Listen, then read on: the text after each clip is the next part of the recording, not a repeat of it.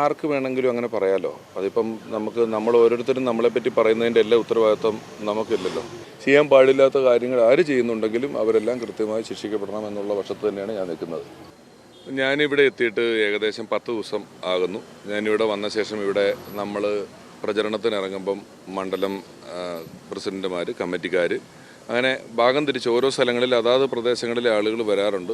ഞാൻ പലരെയും പരിചയപ്പെട്ട് വരുന്നതേ ഉള്ളൂ. അത്തരത്തിൽ ഇദ്ദേഹവും ഞാനിപ്പോൾ ചിത്രങ്ങൾ കണ്ടപ്പം നമ്മുടെ കൂടെ പ്രചരണാർത്ഥം ഇവിടുത്തെ ഒരു പ്രവർത്തകൻ എന്നുള്ള നിലയിൽ പല സന്ദർഭങ്ങളിൽ വന്നിട്ടുണ്ട്. അല്ലാതെ എനിക്ക് അങ്ങനെ വ്യക്തിപരമായി ഇവിടെ വന്ന ശേഷം ഒരാളെയും അങ്ങനെ കാര്യമായി പരിചയപ്പെട്ട് നിൽക്കാനുള്ള അവസരങ്ങളിലേക്ക് എത്തിയിട്ടില്ല. ഞാൻ ഈ ചിത്രങ്ങൾ കണ്ടപ്പോഴാണ് എൻ്റെ കൂടെ 2 ദിവസം ഉണ്ടായിരുന്നു, പ്രചരണത്തിനുണ്ടായിരുന്നു എന്ന് കണ്ടത്. വളരെ ഖേദകരമായ വാർത്തയാണ് കേട്ടിട്ടുള്ളത്.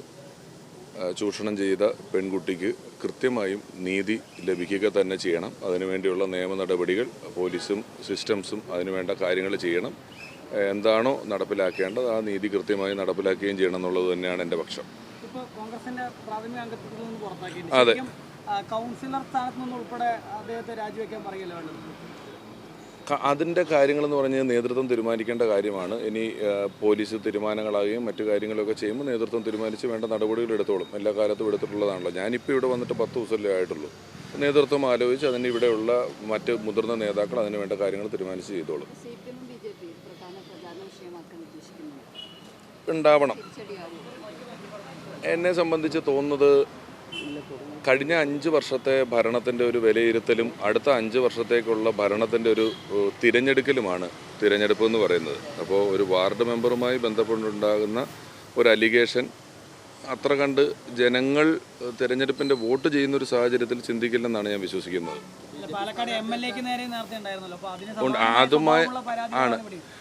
അതുമായി ബന്ധപ്പെട്ടിട്ടുള്ള ഉത്തരങ്ങൾ ഞാൻ എൻ്റെ ഇങ്ങോട്ട് വരുന്ന ഫസ്റ്റ് പത്രസമ്മേളനത്തിലും ആദ്യത്തെ 2 ദിവസങ്ങളിലും കൃത്യമായി പറഞ്ഞ് അവസാനിപ്പിച്ചിട്ടുള്ളൊരു കാര്യമാണ്. അതും കോടതിയിലാണ്. നിയമം ഏറ്റവും ശക്തമായി നടക്കട്ടെ. നിയമം ഏറ്റവും കൃത്യമായിട്ട്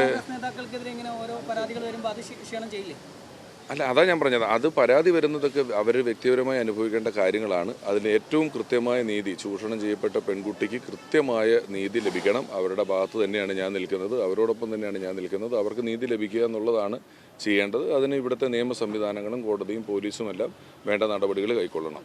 ഈ ഷാഫി പറമ്പിൽ ആശാനാണെന്നൊക്കെ പറഞ്ഞ് ഭീഷണിപ്പെടുത്തിയെന്നാണ് ആ പെൺകുട്ടി പറയുന്നത്. അപ്പോൾ അതൊക്കെ വളരെ ഗൗരവമുള്ള കാര്യമല്ലേ?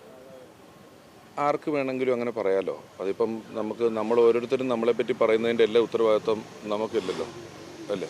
നമ്മളെപ്പറ്റി മറ്റുള്ള ആൾക്കാർ പറഞ്ഞു കിടക്കുന്നതിൻ്റെ ഉത്തരവാദിത്തങ്ങൾ ഇല്ല. അങ്ങനെ നമുക്ക് ഏറ്റെടുക്കാനായിട്ട് പറ്റില്ല. ഗൗരവമുള്ള വിഷയമാണെങ്കിൽ അത് കൃത്യമായിട്ടും അതിനെക്കുറിച്ച് അഡ്രസ്സ് ചെയ്യുക. ഞാൻ എപ്പോഴും ആ പെൺകുട്ടി, ചൂഷണം ചെയ്ത പെൺകുട്ടിക്ക് നീതി കിട്ടണം എന്ന ഭാഗത്ത് തന്നെ സ്ട്രോങ് ആയിട്ട് നിലനിൽക്കുന്നു. വ്യക്തിപരമായ കാര്യം എന്ന് പറയുന്നത് ഇതിൽ വേറെ പ്രശ്നം എന്ന് വെച്ച് കഴിഞ്ഞാൽ ഒരു കൗൺസിലറാണ്, കോൺഗ്രസിൻ്റെ അംഗമാണ്.